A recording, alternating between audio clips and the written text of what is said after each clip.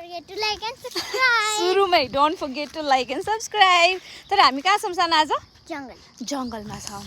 तर हामी हिँड्दा हिँड्दा यस्तो ठाउँमा आइपुग्यौँ जहाँ चाहिँ अस्ति भर्खरै डढेलो लागेको थियो अनि हामी चाहिँ त्यसको लागि प्रिपेयर्ड थियौँ। यसपालि चाहिँ पोहोरले हामीलाई एकदम सताएको थियो अनि यसपालि चाहिँ हामी एकदमै तयारी गऱ्यौँ अनि यो जङ्गलको आगो उता चाहिँ जान पाएन अनि हामी यस्तो टाइम निकाल्छौँ कहिलेकाहीँ अनि हामी जङ्गलमा हिँड्छौँ, एकदम फ्रेस फिल हुन्छ होइन सानो? हजुरलाई पनि रमाइलो लाग्छ जङ्गलमा हिँड्न?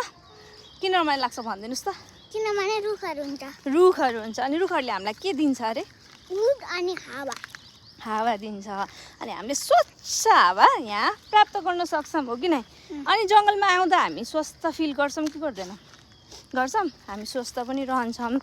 हिँड्नु स्वास्थ्यको लागि फाइदाजनक कुरा हो अनि के भन्छ हावा, स्वस्थ हावा पनि हाम्रो शरीरको लागि झनै फाइदाजनक कुरा हो किन? हाम्रो साथीहरूलाई के भन्न चाहनुहुन्छ? के भन्न चाहनुहुन्छ?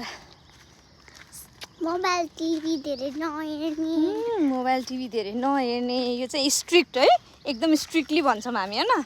अनि के गर्ने अरू? जङ्गल वक गर्ने, नेचर वक गर्ने, टाइम मिलाएर यसो जङ्गलतिर निस्किने।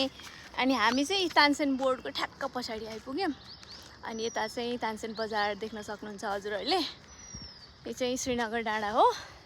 ल बाई बाई, सी यू, फेरि भेटौँला।